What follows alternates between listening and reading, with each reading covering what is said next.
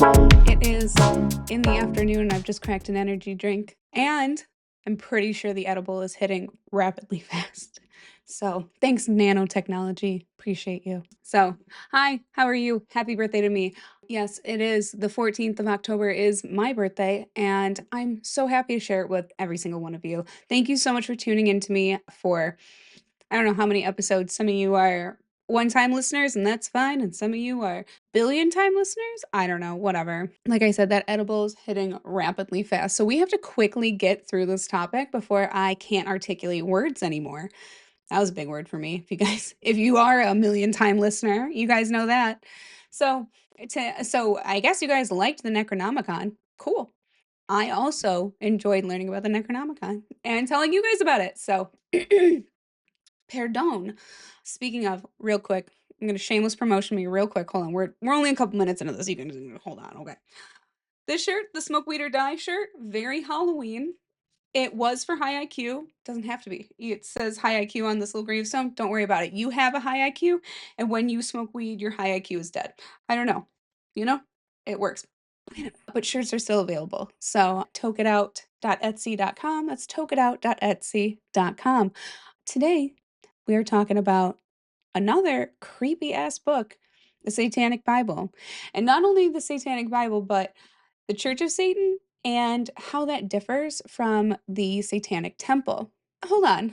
Hold on, you guys. We need some business to take care of, okay? So I told you what the episode's going to be about. We'll get into it, but I need to tell you, we're deep into the Halloween everyday movie thing, and we're burning and turning. Listen, I have to tell you, I watched that Ed Gein monster special on Netflix in one day. I watched 8 hours of it. Yeah, I did. Yeah, I did. I sat on my fucking butt for 8 hours and I watched all of it because I love it. I freaking loved it. Did it make me feel wildly uncomfortable at times? Absolutely. But was it supposed to? Absolutely. So, slicing and dicing, no pun intended, how was I supposed to feel? Like, and then I feel a shitload of empathy for him in the end because he's just a mentally ill person, but you still can't go around doing those crazy mentally ill things. I don't know. I'm feeling a little conflicted. I feel like kind of upset with myself on a moral level that I'm like feeling empathy for him, but also the logical part of me is like, obviously you're feeling empathy, whatever. Okay, so tell me what you guys thought about it because I know that you guys have watched it too. If you're watching this and you're not watching that, forget my shit. Go watch that. That was better. That's way better, clearly. But finally got into some classics. The Exorcist, which I have never seen, Sinister, which my husband's never seen, Texas Chainsaw. We skipped Suspiria to Suspiria. I thought it was Suspiria last time. It's Suspiria, whatever. Words aren't my strong point, as you know. Celsius is now also hitting. But that's when I watched Ed Gein, so I'm calling that a movie. 8 hours of it? Yeah. I'm gonna call it a movie, for sure. I mean, it's a TV series, but I'm counting it as one of my days, okay? Plenty of time I spent. The Evil Dead and The Witch. And then the day I'm filming this, I'm gonna watch Hellraiser tonight. My favorite so far has been The Exorcist. Well, Ed Gein, but like as far as like bona fide movies go, The Exorcist for sure. Second would be Sinister, then then The Witch, then Texas, then Evil Dead. And The Evil Dead, the remake is one of my favorites, but this, I really thought that I was like, I'm campy. I'm super campy. I love campy things. Maybe not. Maybe I'm wrong because The Evil Dead 1981 is so obnoxiously campy and like low budget, which like go off for making that good of a story that low budget, but it's like kind of hard to watch, nearly what is it, 40 some years, 50 some years later. It's hard to watch. So, and not hard as in like it's not enjoyable. It's just like, oh, this is like not scary. This is like bordering from camp to like bad movie. Like it really borders that, guys. Sorry, Ash. I respect The Evil Dead. Respect it. Especially like I said, we even brought it up last time with the Necronomicon and the books and all that jazz. Respect it. I don't know how to like remain a horror movie person and say that I didn't really love the old Evil Dead. Love the story, I just didn't love the production of it. Okay, let's call it that. All right, let's not sure what that was, but like you know what I'm talking about, right? Yeah, you guys get it. Okay. So, I was gonna burp. Let's fuel up. I feel like Popeye every time I take a sip of Celsius. I'm like, dun, dun, dun, dun, dun, dun, dun, dun, dun, dun. I swear to God, every time. So to get into the background, Anton Sandor LaVey, founder of the Church of Satan, founded it in the 1960s. This was like late 1960s. This was his way of like rebelling against traditional religion and spirituality, which he had never vibed with. Now, it was written in 1969 is when what is it? The book of the Satanic Bible. There we go. I was like, the book of Satan? No, the Satanic Bible was written. This was also during like that age of Aquarius occult revival kind of time. Fascination with like dark symbols and rituals and all of the occult, just kind of like we're doing again right now in 2025, is happening. You know, have I always been fascinated by it? Back in 1993? Okay, let's talk about consciousness. 1999? Yes. He was born in Chicago, raised in California. So he claimed that in his younger years, he was a lion tamer and a circus organist, which could not be verified by somebody who wrote his biography, as well as he claimed to have been a crime photographer. Very interesting, but again, not something that they can find under his actual legal name because Anton LaVey was not his actual name. But this all became kind of foundations for his performances that he would do at the Church of Satan in 1966. He saw Satan as a symbol of like human instinct, indulgence, and the opposition to hypocrisy, not a literal deity with like horns or whatever, like, you know, person, thing, entity, whatever. So he established it in San Francisco. It served kind of like not only like a not theological place, but a philosophical society, but also as like a theatrical kind of catharsis thing.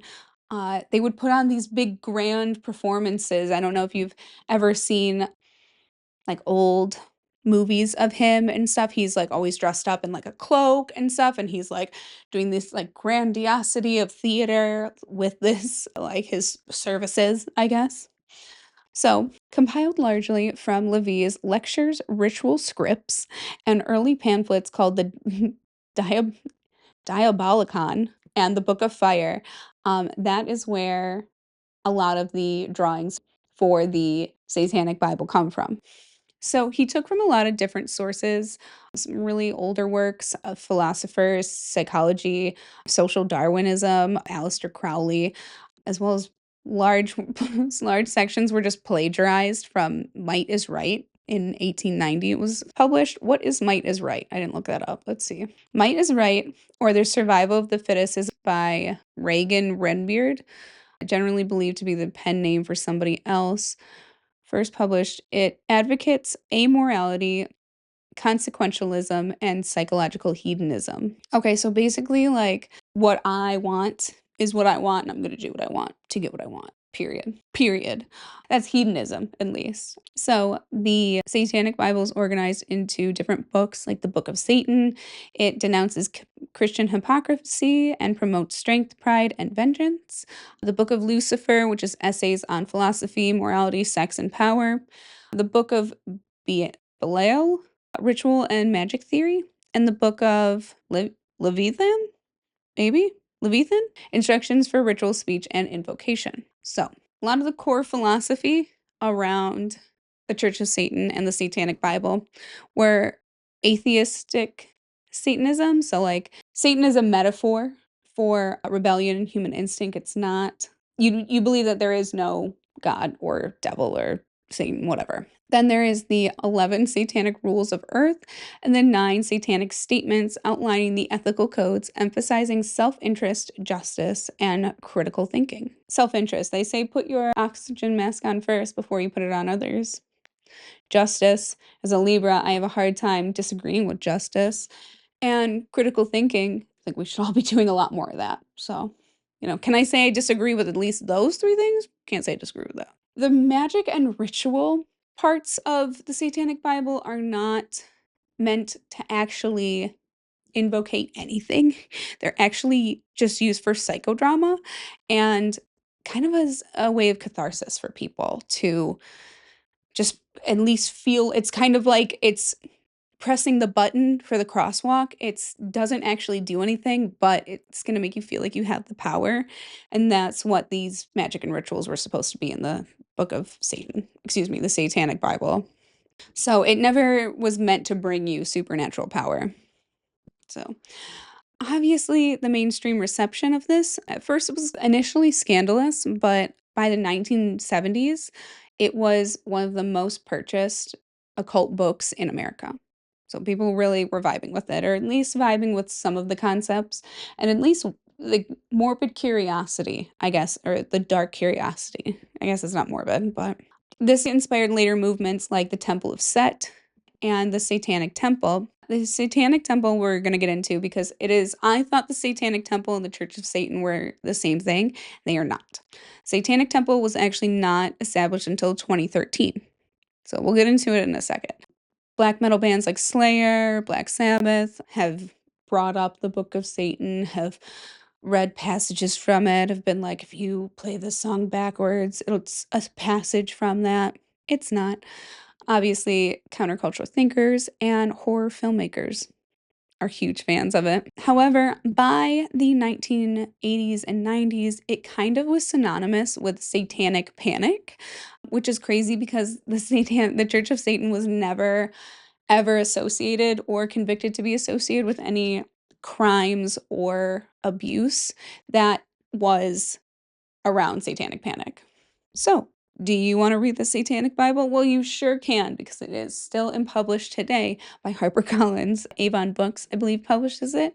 It is the foundational text of modern Satanism. Again, it's establishing ritual language, symbols, and ethical framework, but again, nobody actually believes in Satan.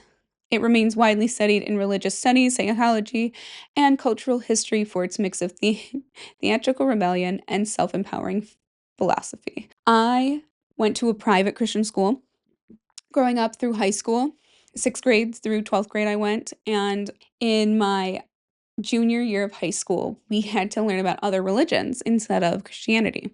So at some point we did learn about the 9 tenets of Satanic Temple or this of Satanism, which are not bad. Let me tell you. Well, we'll get into those as well, but it's not what you think. Okay, how does the Church of Satan differ from the Satanic Temple? Because I did not know that they were different until researching this. So, like I said, the Satanic Temple was not established until 2013. It was established in Salem, Massachusetts, although it started as a small collective in Florida. This was not meant to be an actual place of worship. This was a immersive art political protest project kind of thing. Lucian Greaves, his legal name is Douglas Messner, and Malcolm Jerry, a pseudonym, are the founders of the Satanic Temple.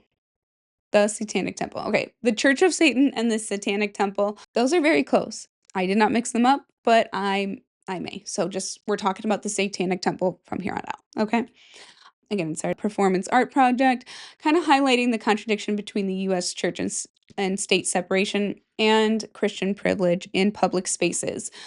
So their first public act was in 2013. This small group in Florida, they did a mock rally protest kind of thing for Governor Rick Scott's decision to allow prayer in schools. So they went and they rallied and they held up signs that said that thanked him for supporting satanic prayer, exposing the hypocrisy of religious favoritism. So the Satanic Temple has similar beliefs as the Church of Satan. They do not believe that Satan is a real deity. They just believe that they're humanists. They're humanists and they're atheistic. So they don't believe that there's God. They believe that humans rule all things. Satan is a symbol of rebellion, reason, and individual freedom, drawing from romantic and Enlightenment imagery, like Milton's Paradise Lost. Okay, let's look that up. Images. Okay, So this is where they're drawing romantic images of Satan from, of like being cast out, of being rejected. Okay.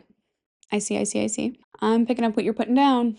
So their core focus is obviously the separation of church and state, which is what the whole immersive art project was supposed to be about from the beginning. Religious pluralism, which means there's multiple religions. We recognize multiple religions all on the same level, and freedom for whatever religion that you want, which is what this country was fucking founded on. Religious pluralism and freedom, empathy, reason, and justice. The 7 tenets, these form the ethical foundation of the Satanic Temple. They're emphasizing compassion, bodily autonomy, and the pursuit of truth. Now, let's get into those 7 really quick, okay? Now, the 7 tenets are number 1, compassion and empathy. One should strive to act with compassion and empathy towards all creatures in accordance with reason. So, meaning ethics should be guided by understanding and kindness, but balanced with logic. Compassion isn't blind sentimentality, it's reasoned humanity. Okay? Bodily autonomy. The struggle for justice is an ongoing and necessary pursuit that should prevail over laws and institutions. True justice isn't static or dictated by authority. It evolves. What did I say? It evolves through continuous resistance against systems that oppress or restrict human freedom. Period. Slay. Slay that one. Slay. I know we're not saying slay seriously anymore, but I'm a millennial, so you gotta give me a second to fucking catch up, okay? Justice over authority. One's body is inviolable, subject to one's own will alone. So my body is mine, and I can do with my body what I choose. Freedom of belief. The freedom of others should be respected, including the freedom to offend. To willingly and justly encroach upon the freedoms of others is to forgo one's own. So what does that mean? Tolerance means defending everyone's rights to express belief, even unpopular ones, so long as they don't cause unjust harm. Let me repeat that again. Let me go ahead. For the people in the back, let me go ahead and repeat this one. Tolerance means defending everyone's rights to express beliefs, even unpopular ones, so long as they don't cause unjust harm. Number 5, rational thinking. Beliefs should conform to one's best scientific understanding of the world. One should take care never to distort scientific facts to fit one's own beliefs. Science and reason are moral compasses. Faith or ideology should never override evidence or reality. I know a lot of people have a lot of faith in different things, and I totally respect all of that. And I'm not saying I believe in this, science and reason can be moral compasses. I think that there are things that can be explained without science, but maybe that's just me. What it could be, I don't know. I'm not here to explain things. I just think that there are things that are unexplainable that happen. Accountability. People are fallible. If one makes a mistake, one should do one's best to rectify it and resolve any harm that may have been caused. Moral strength comes from accountability. Satanic ethics drive divine absolution. Only personal responsibility restores integrity. Okay? And dynamic morality. Every tenet is a guiding principle designed to inspire nobility in action and thought. The spirit of compassion, wisdom, and justice should always prevail over the written or spoken word. So the spirit of compassion, wisdom, and justice should always prevail over the written or spoken word. Ethics should be flexible and living. Principles that must serve humanity, not enslave it. The tenet guides actions, not dictates dogma. So that is the 7 tenets of the Satanic Temple. The Satanic Temple is tough. They are tough as nails. Between 2014 and 2018, they fought the government to basically place a Baphomet statue on government grounds where the 10 Commandment monuments were displayed.